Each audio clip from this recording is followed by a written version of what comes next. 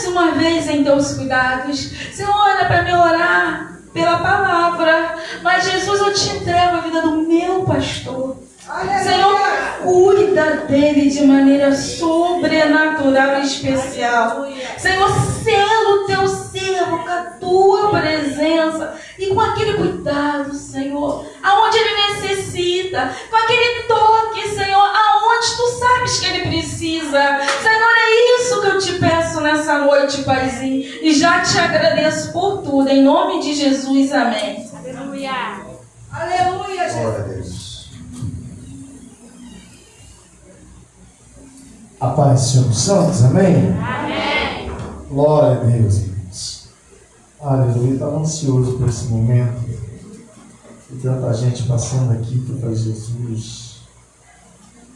Glória a Deus, todo mundo cheio do óleo, cheio da unção.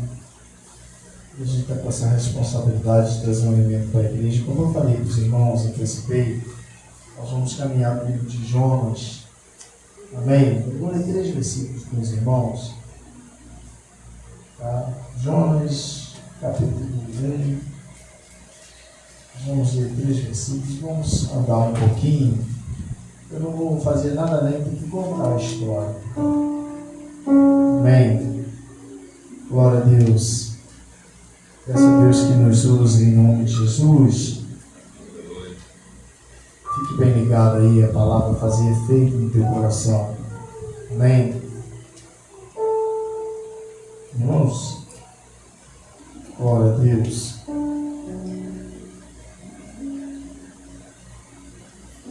Todos acharam?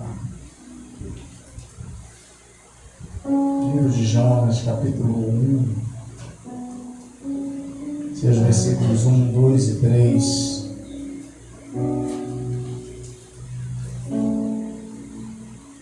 Todos leamos. A comissão de Deus a Jonas. É o texto. Veio a palavra do Senhor a Jonas, filho de Amitai. Diga comigo, filho de Amitai. Dizendo: levanta-te e vai a Nínive, aquela grande cidade, e clama contra ela. Diga comigo, contra ela. Porque subiu a sua maldade diante de mim. Mas Jonas se levantou para fugir da presença do Senhor para Tarsis, e descendo a Jope, achou um navio que partia para Tarsis, e pagando a sua passagem, diga comigo, pagando a sua passagem, entram nele para ir com eles para Tarsis, para longe da presença do Senhor. Pode sentar, Senhor. Existem alguns pormenores aqui neste livro e que vai nos ensinar bastante. Em primeiro lugar, eu quero expor algo aqui que veio ao meu coração enquanto eu meditava neste livro. Me ouvem bem? Todos me ouvem bem? Glória a Deus. E o primeiro versículo diz: veio a palavra do Senhor a Jonas, filho de Amitai. E eu tenho por costume de conversar com a Bíblia. Quem foi Amitai?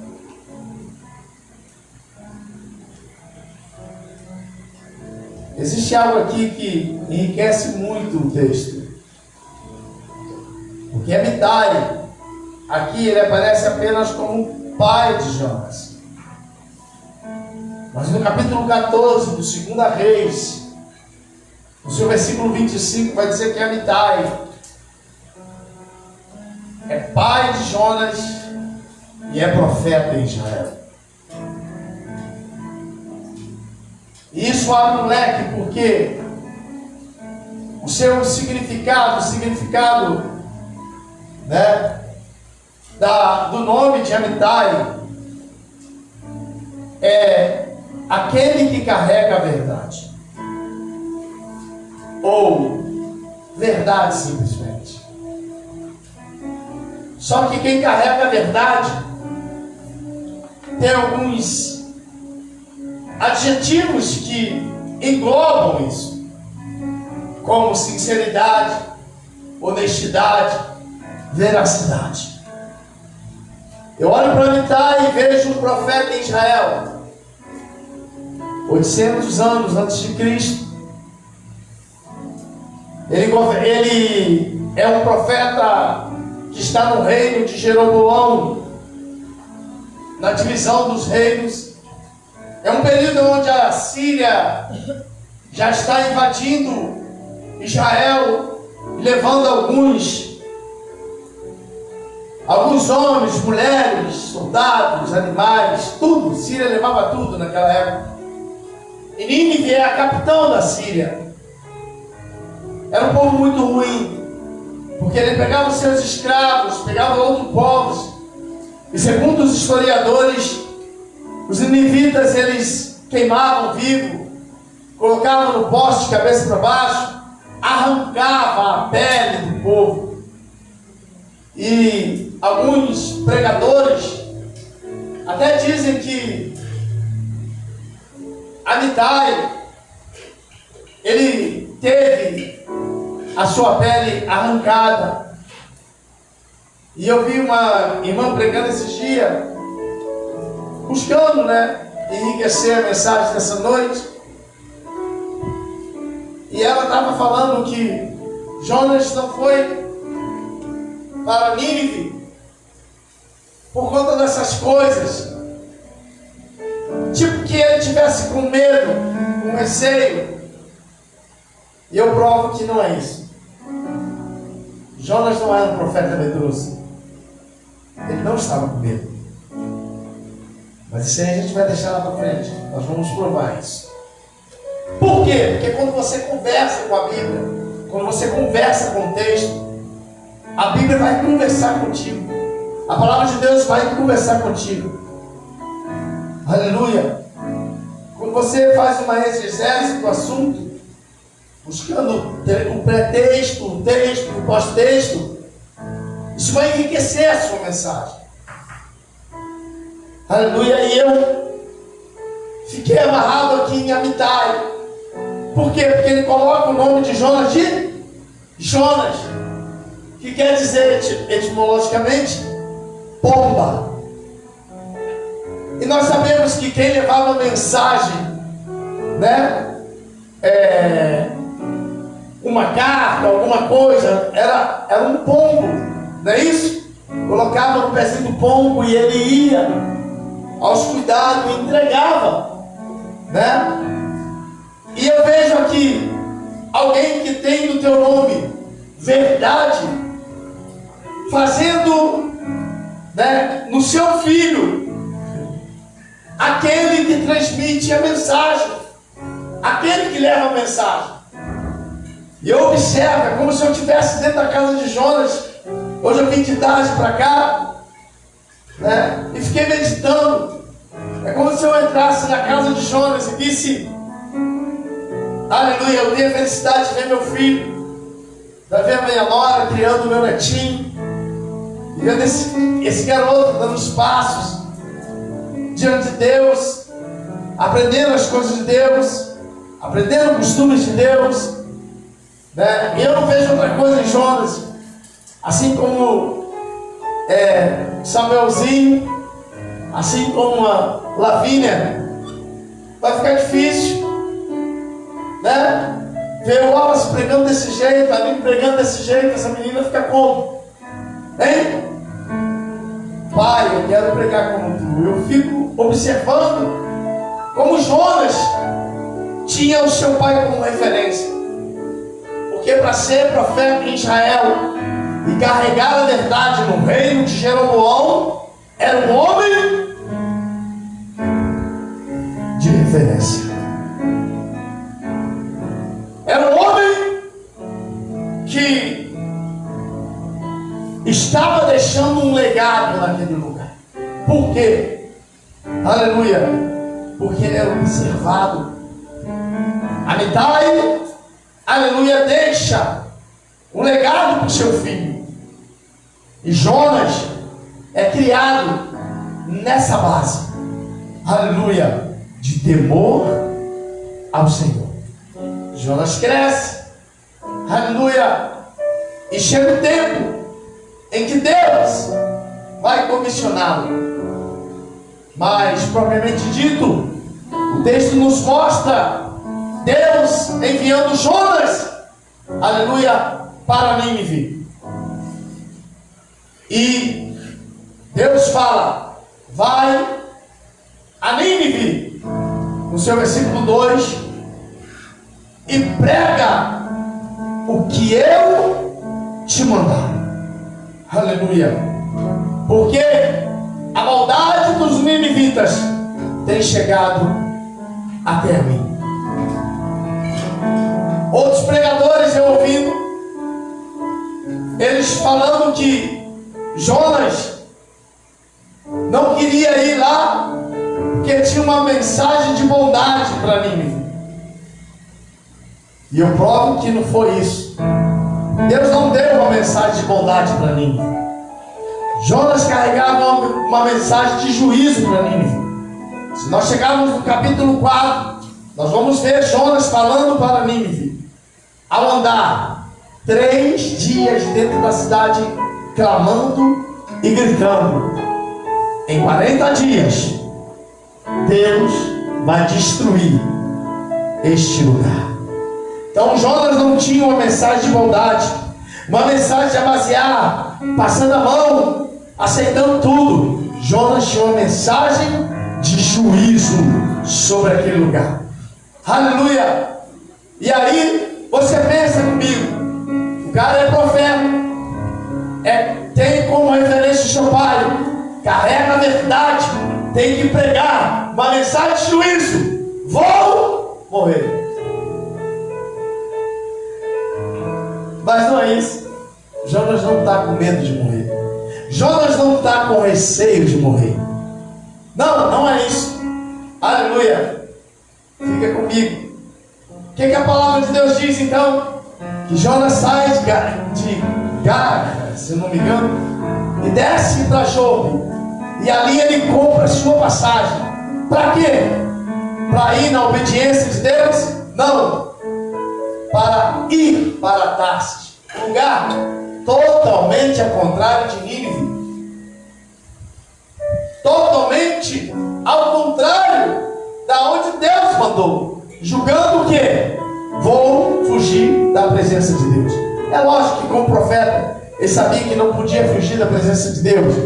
No caso aqui, eu quero crer que Jonas está falando: eu vou o distante bastante. Porque quanto mais distante de Jerusalém, menos Deus vai falar comigo. Só que é errado. Deus é onisciente, é onipresente e é onipotente. Escute bem, quando a gente coloca no coração a vontade de se distanciar de Deus, nós só descemos.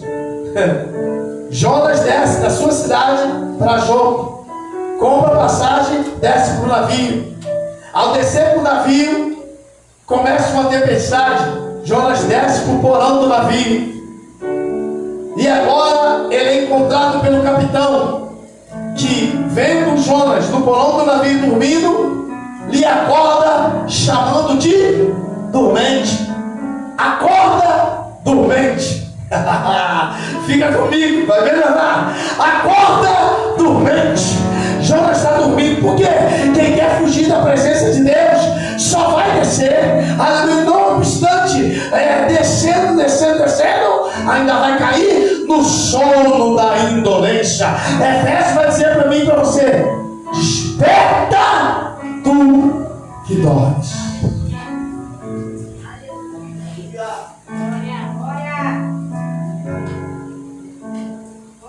Jonas está dormindo. O capitão vai falar: que coisa é essa? Dormente, acorda, declara-me. invoca o teu Deus. Declara a mim quem tu serves. Qual é o teu Deus? De que povo és tu?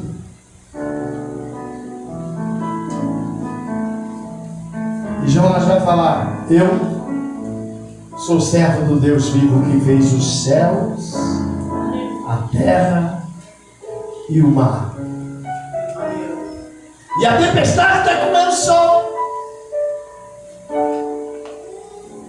Sou de Israel e sirvo o Deus vivo que fez os céus, a terra e o mar.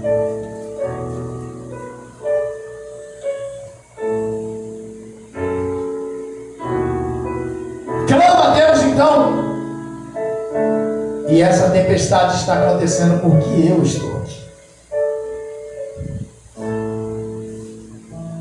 E ele declarou, diz o texto, o que teria acontecido fugindo da presença de Deus. Mas, disse Jonas, não sai do mar, e a tempestade vai cessar. A Bíblia diz que eles tiraram sorte e caiu Jonas. Fizeram uma oração: vai trazer prejuízo no lar, na casa, no ministério. Ali vai trazer prejuízo. Jogaram todos os alimentos fora. Mas agora eles lançam Jonas no mar. E ao lançar, imediatamente Jonas faz uma oração. E chegando ao arrependimento de ter, depois de conhecer a verdade, andar na verdade, viver a verdade, aleluia, desobedecido o Deus da verdade. Não, a Bíblia diz que Jonas foi vomitado em terra. Por quê? Eu abro um parênteses e eu preciso mostrar esse vídeo para você. No mínimo eu teria sido vomitado na costa do Mediterrâneo. Vai melhorar, porque alguns historiadores dizem que Jonas foi vomitado em Jope. E eu posso conjecturar sem ferir a palavra. Que era a cidade onde Deus mandou que fosse. Só que Nínive fica aqui a leste. E não é uma região costeira. Você vê mais aí? No mínimo que tem ali é Rio Eufrates, porque é Mesopotâmia, e o Rio Tigres. Rio Hidéquel, tá? Um porto. Não teria como o peixe jogar ele aqui em Nínive. Então por isso que é importante também estudarmos a geografia. A geografia bíblica. Esclarece um pouco. Não tinha como o peixe jogar Jonas em Nínive. E ordenou o Senhor ao peixe, e este vomitou a Jonas em terra seca.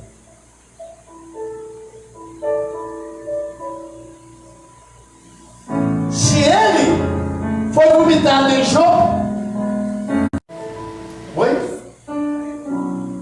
Abre o quê? Eu posso abrir um parênteses aqui, vai dizer aqui. Ele voltou ao primeiro estado de queda para ter um reconhecimento. Irmãos,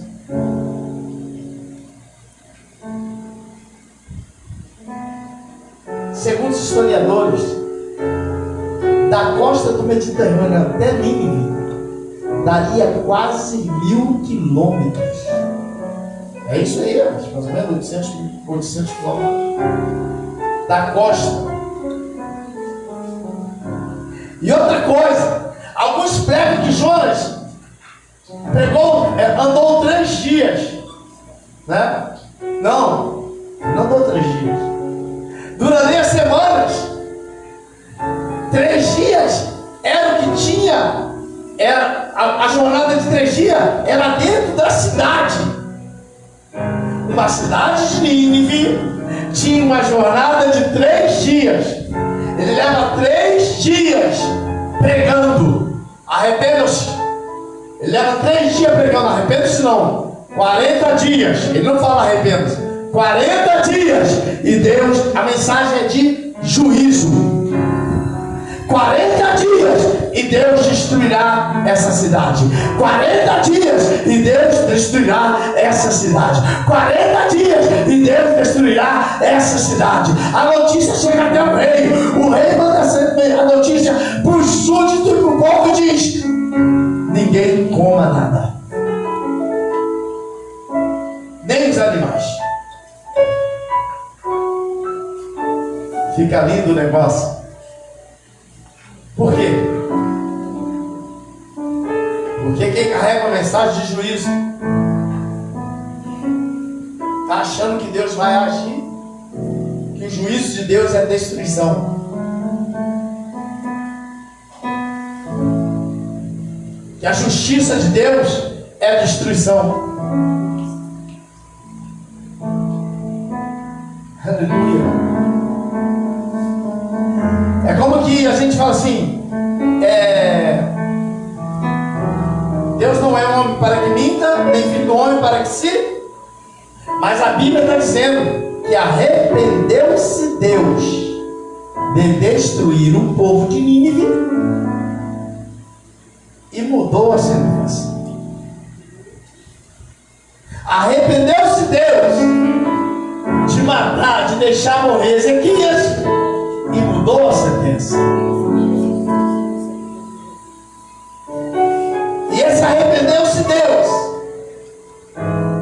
configura algo muito lindo, porque não deixa de ser a justiça de Deus.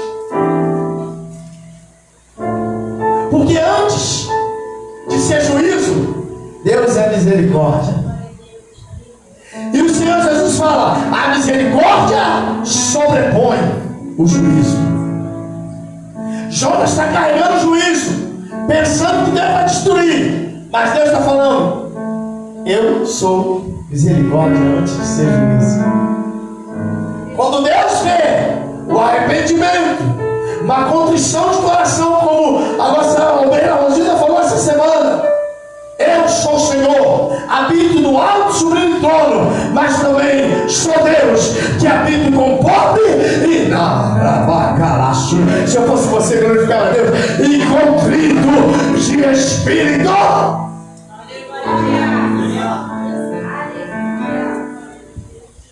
O que diz em 2 Crônicas, capítulo 7, versículo 14: se o meu povo, que se chama pelo meu nome, se humilhar, orar, buscar a minha face e se arrepender dos seus maus caminhos, então eu, Senhor, ouvirei do céu, sararei os seus pecados e perdoarei os seus pecados, sararei a sua terra. Fica comigo, porque é melhor.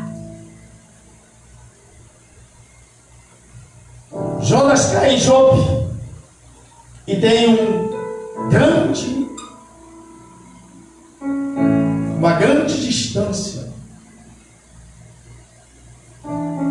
para chegar, aleluia, e ir fazer, Silvana, a vontade de Deus. O livro não é só sobre Jonas, o peixe. O livro é para mostrar que quem está no comando é Deus.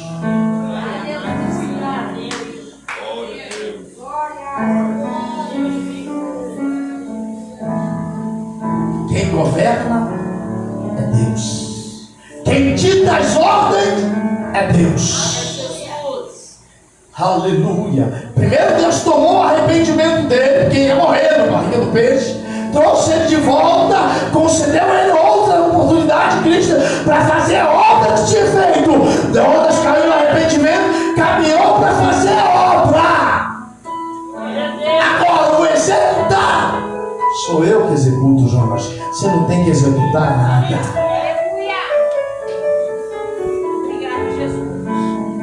Você não tem que executar nada.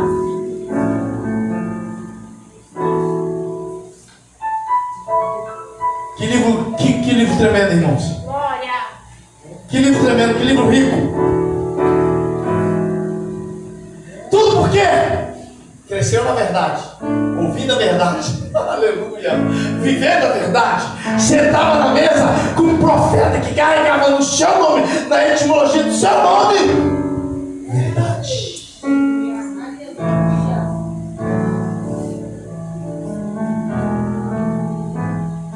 Aleluia. Eu não quero perder nada daquilo que Deus botou no meu coração. Escute.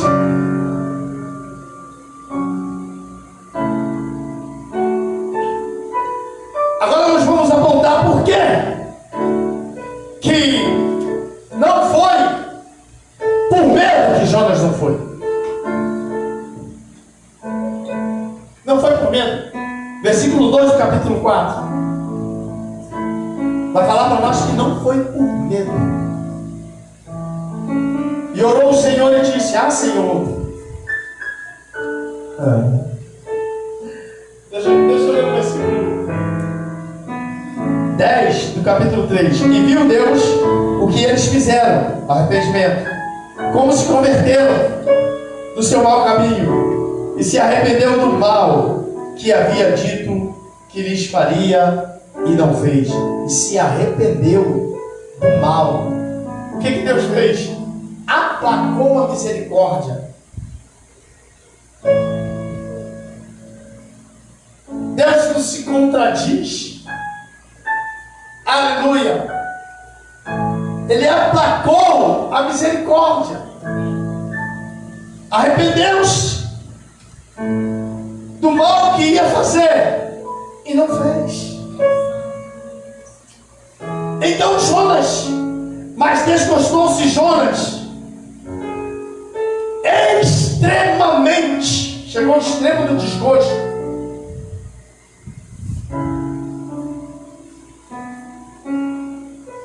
Disso e ficou irado. Agora presta atenção. E orou ao Senhor e disse: ah, Senhor, não foi isso que eu disse estando ainda na minha terra, em Gartela, antes de descer para Juda?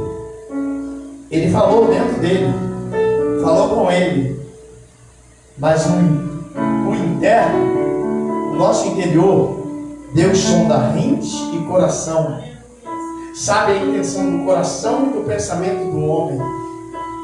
Deus sabe o que tu pensou. E agora, que careca chato, Deus conhece você, Deus me conhece, aleluia. Não foi isso que eu falei, que eu disse estando lá na minha terra? Por isso me preveni, fugindo para Tarso. Então, o porquê que Jonas estava indo para Tarso não foi medo dos ninivitas. Não foi porque a ninivita pegava os profetas, os inimigos, escapelava, matava, queimava. Não foi por isso. É porque Jonas sabia que Deus ia perdoar se ele se arrependesse.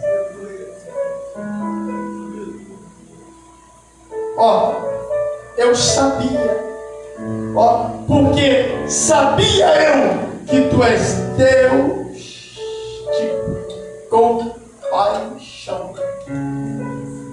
É Deus compassivo, é Deus misericordioso, tardio em irar-se e grande em benignidade, e que te arrependes do mal. Agora, chega a minha vida.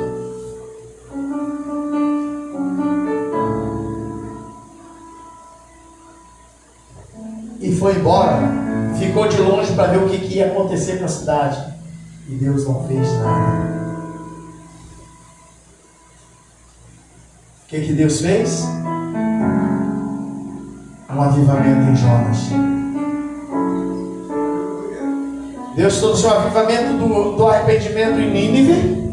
E agora vai fazer um coletivo, que Deus tem falado no nosso meio. E agora vai fazer um avivamento pessoal. Tem hora que é você e Deus. Ele até te entende porque você irou. Ele até te entende porque você ficou zangado. Ele até te entende porque que esse ar que você está. Porque às vezes as coisas é muito pesada. E é nesse momento que Deus vai sentar contigo.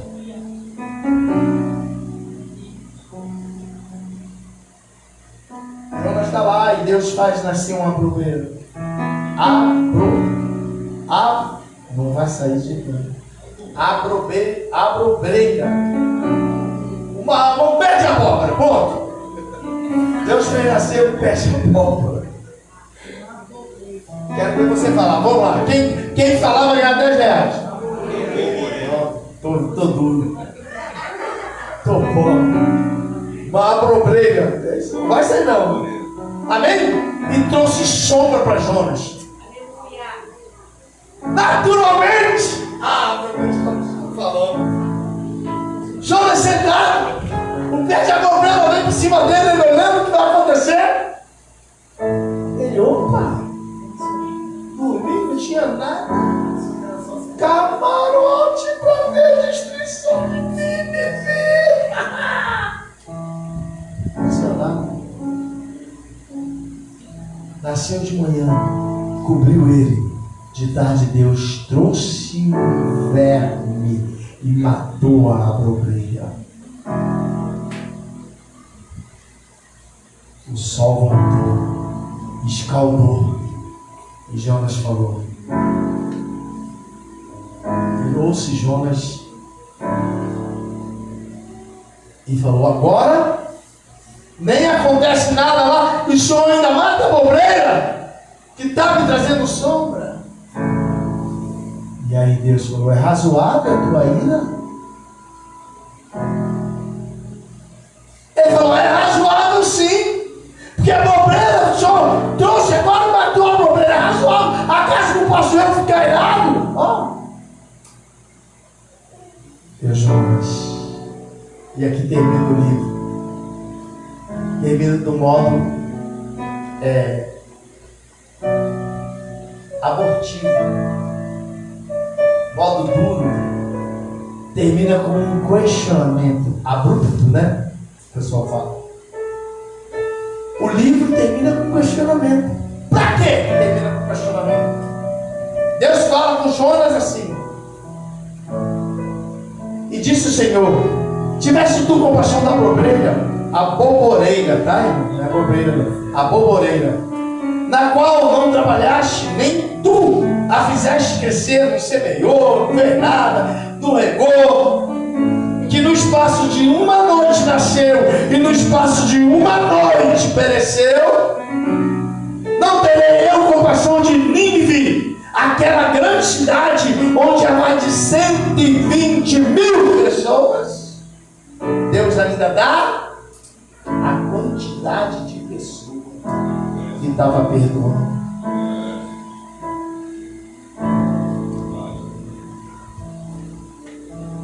Não obstante as pessoas, Deus fala ainda: e boa quantidade de animais, porque Deus não perdoa só pessoa. Deus não é misericordioso só com pessoa. Deus também é misericordioso com suas criaturas.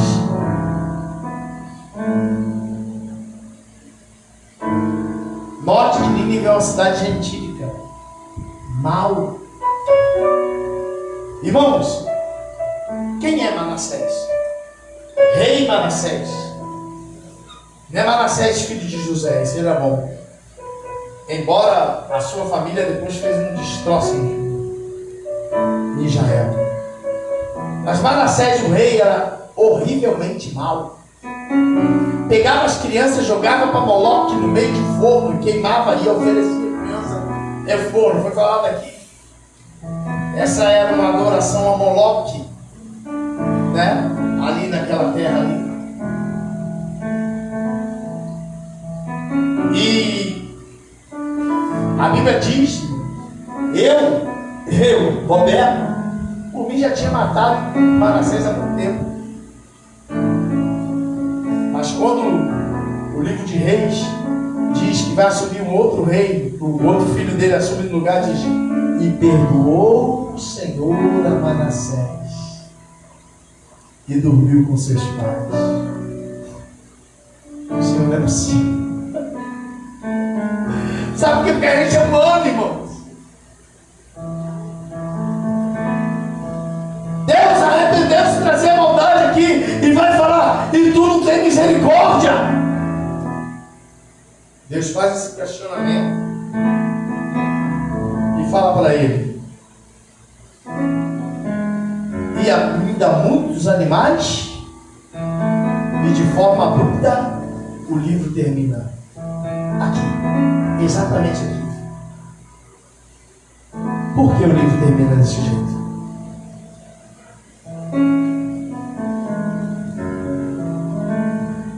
Para dar sequência a cada um servo do Senhor. Você faz o final do livro. Você faz o final do livro. Qual é o final que você colocaria nessa história? Um final feliz para Jonas? Ou um final feliz para Deus? Porque a gente vê um embate aqui.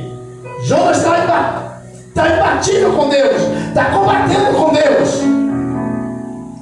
Em contraponto, Deus traz. Enquanto isso, Deus traz um contraponto. Tu perdoa, tu tem misericórdia da bomboneira, mas não saiu, hein? Ô mistério, tu tem misericórdia da bomboneira e não terá misericórdia de um povo de 120 mil pessoas e os seus animais. É razoável, é um contraponto. E termina o livro. Rosilda, a quem tu dá razão? A quem eu daria razão? O livro termina para você dar continuidade à história. Não é só sobre Jonas. É muito bonito a gente ler. É muito legal. É muito milagre. É muito tremendo.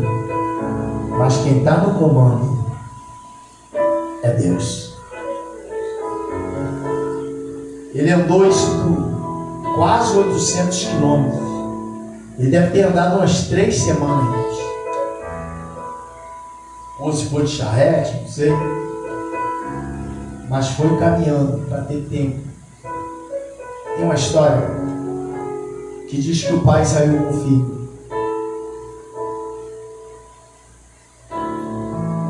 E o pai saindo com o filho foi levar o carro para o mecânico.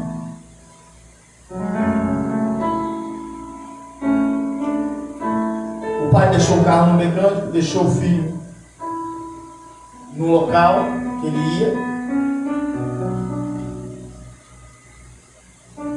e foi resolver algumas coisas.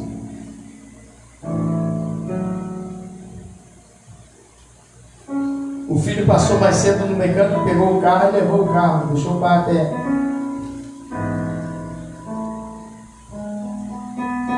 O pai chegou até o mecânico, cadê o carro? Meu filho passou aqui e levou. Ele pegou o telefone, ligou para onde o filho foi. Ele não veio aqui não.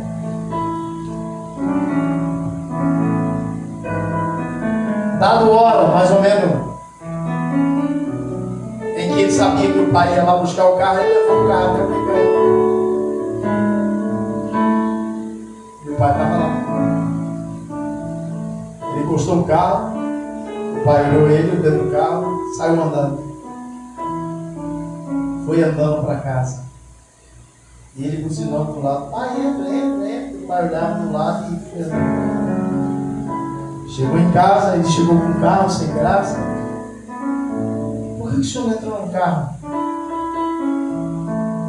Eu preferi vir andando, meu filho, para meditar onde eu errei contigo, na tua criação.